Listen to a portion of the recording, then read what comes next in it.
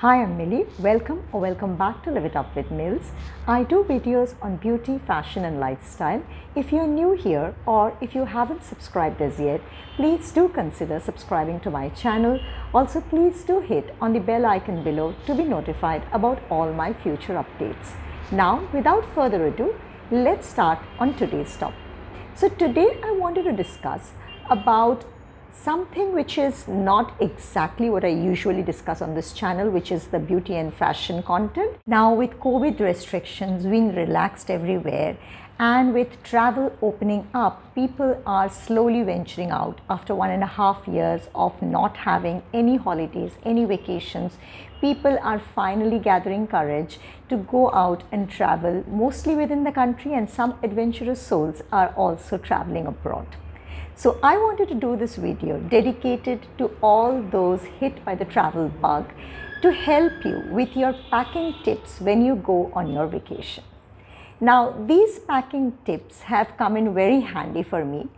So I hope you find them useful too. So let's get into the tips. Tip number 1 is to have a packing list. Yes, I know it kind of sounds very cliched, but it's important that you have a packing list.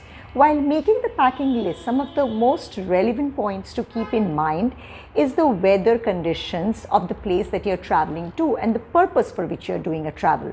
So say if you're traveling for an adventure-based holiday, you would, pack your luggage according to that. And if you're planning to do a more relaxed kind of holiday, and if you're not going to travel between the, too many cities, then you can do a different kind of packing. I would suggest you do this packing list well before the date of your travel. So you just need to jot down whatever you feel that you need on this trip and just keep the packing list with you. Take a look every day and keep adding items if you feel that's necessary. Once the packing list is ready, the next is to lay out all the stuff which you want to carry along with you.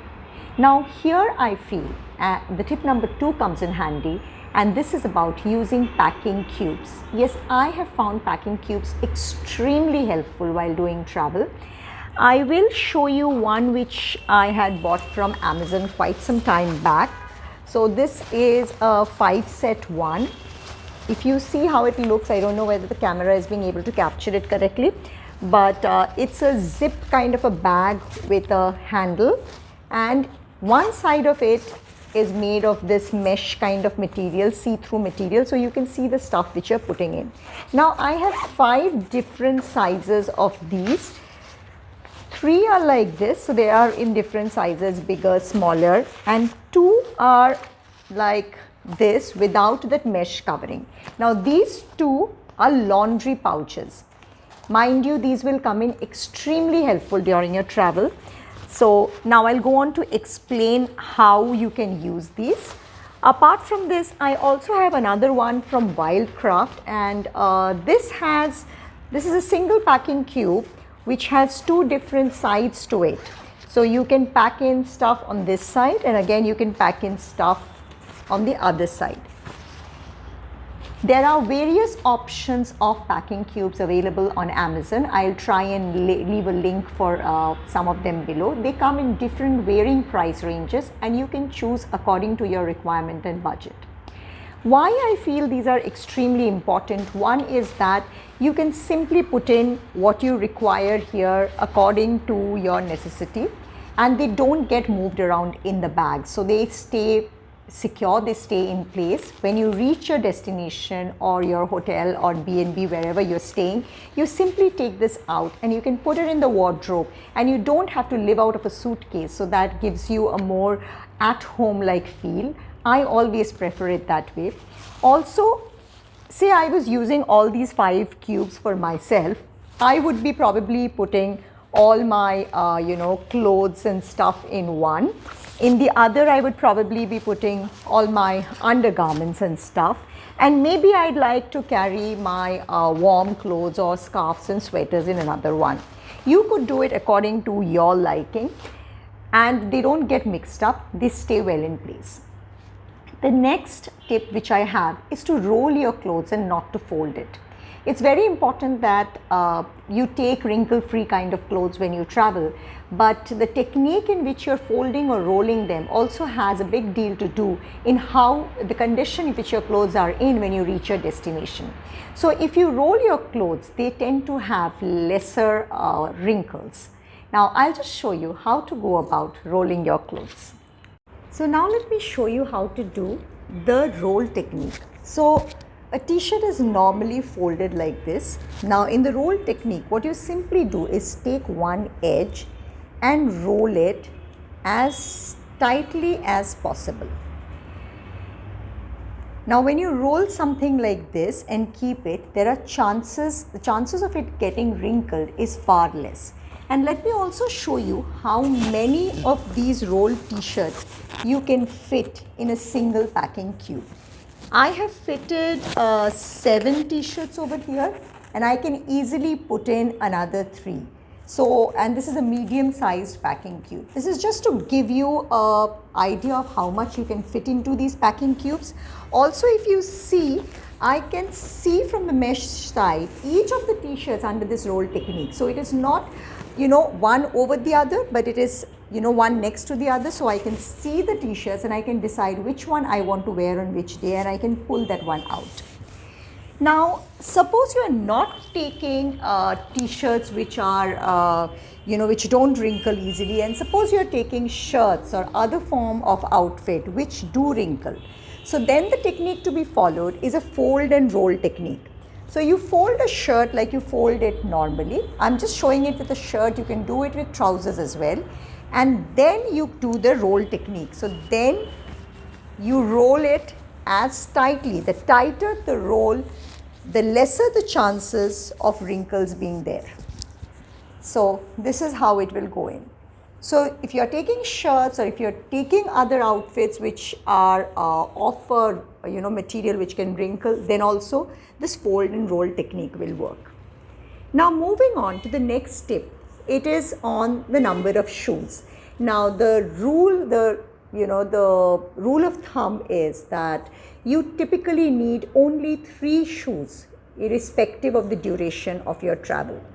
So these 3 shoes would be a flip-flop or loafers depending upon the weather or the climate of the place where you're going to, a pair of sneakers and a pair of dress shoes. Now these dress shoes you can select as per your liking. So it can be heels, it can be boots, it can be ankle length boots, it can be strappy sandals, whatever you prefer. Moving on to the next tip, and this is using the cavities in your shoes. So there's a lot of space inside the cavities of your shoes. Roll up your socks and store it inside those cavities to make optimum use of that space. Also, when you carry these shoes, put them into plastic or separate shoe bags if you can buy them. And nowadays bags come with a separate compartment where you can put shoes. But even if you don't have a separate compartment, you can put in along with your regular clothes, provided you're putting it in a shoe case. Now moving on to the next tip. This is on how to keep your suitcase and the stuff inside your suitcase smelling fresh irrespective of the duration of your travel. So this you can achieve very easily by using dryer sheets. These are laundry or dryer sheets which you can get on Amazon. I will provide a link on the screen and the description of the product. And you just need to take out one single dryer sheet and leave it inside the suitcase or the your luggage box, and your clothes will keep smelling fresh. This becomes even more important when we are the duration of our travel is pretty long, and some of the used clothes are also getting put back in the same suitcase along with the fresh laundered clothes. You may also feel the need to do laundry. If you are the kind who would want to do laundry, you can do it if the duration of travel is 7 days or more. So if you don't prefer to do your laundry, I would suggest you get these laundry bags. They typically come as part of your packing cubes. So the packing cube which I got had 2 of these laundry bags, and you may want to put in your clothes which you don't want to wear anymore during the travel inside these, specially used undergarments and socks, the stuff which can give out bad odor, you may want to put in these. Moving on to the next step, and this is on your electronics. I would suggest your electronics, you carry it on yourself in your carry-on luggage. Some of us have a feeling that we don't want to have too much of carry-on luggage, and I have myself been guilty at times where I have thought, why do I need a carry-on luggage? I should just put everything inside my checked-in luggage and just have my purse with me. But trust me, it is way easier to have a carry-on luggage. The carry-on luggage, if you ask me, my preference is it should be a backpack.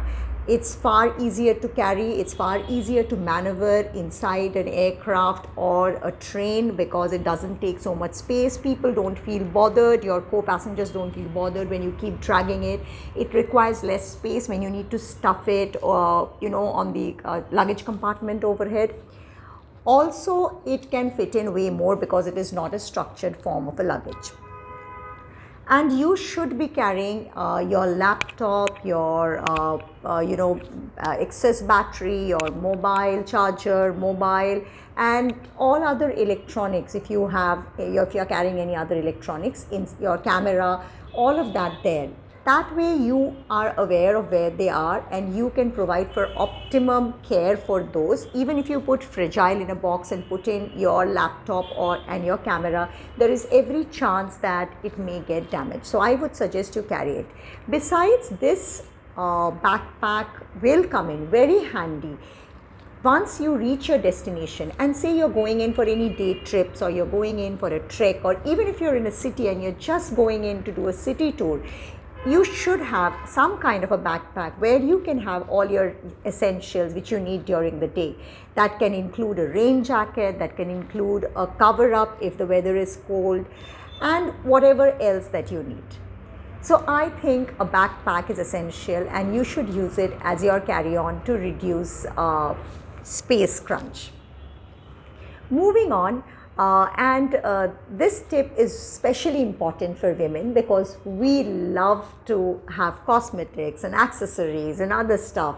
So I would say make 3 separate pouches. You get those cosmetic pouches. I will insert a pic some over here. You can just take 3 of those pouches. In one, carry your cosmetics. In the other one, put in your skincare routine. Don't mix your skincare and your cosmetics in one bag and make it too clumsy. Put it in a separate bag and use another small pouch where you can put in all the accessories which you plan to use during the vacation. So this way, when you reach the destination, you are not fidgeting around in the same bag looking for everything, emptying the bag somewhere on the bed and not being able to find the stuff. So it makes life way easier if you keep it separate. Also, some of our bottles of shampoos, conditioners, if you are not the kind who would use the hotel shampoos and conditioners, if you prefer using a separate brand, then please don't bring the whole big bottle. I would suggest put it into the small travel-friendly containers. I will again insert a pic somewhere on the screen for you to see. These containers are available everywhere in most of our departmental stores and also in Miniso and all others stores. Then you can pick them up easily. They come in a clear pouch also. And these containers, you can just fill in your shampoos, conditioners, body lotions, whatever normally has those big containers and you don't want to carry them. A simple way to avoid spills from any bottle wherein you are putting these shampoos, conditioners, hair oil, lotions, whatever, is to just use a bit of cling film just over the mouth of that bottle before you put in the cap of the bottle. So that way it will ensure that there will be no spills or leakages from these bottles. The final tip is not to take as much as you think you will require. I know this sounds a little weird, but it's true. Don't always try to provide for all possible situations. Let those situations, those impossible one-off situations actually arise, and then you can buy it or provide for it from wherever you are. So unless you're going to a very remote location or you're going trekking, most of the places where we travel to will have all the things, and we will be able to purchase them then and there rather than carrying them unnecessarily, because those unforeseen situations don't arise mostly. So those were my tips. I hope you liked it. I could also do, if you like this video and if you like the subject, do leave it in the comment section below, and I could do a follow-up one in which I could talk about how during your trip or travel you can use the same kind of outfit, how you can mix and match it in a variety of ways to create several different outfits. Anyway, thank you so much for watching. I'll see you next week with a fresh new video. Till then, stay safe, stay happy. Bye.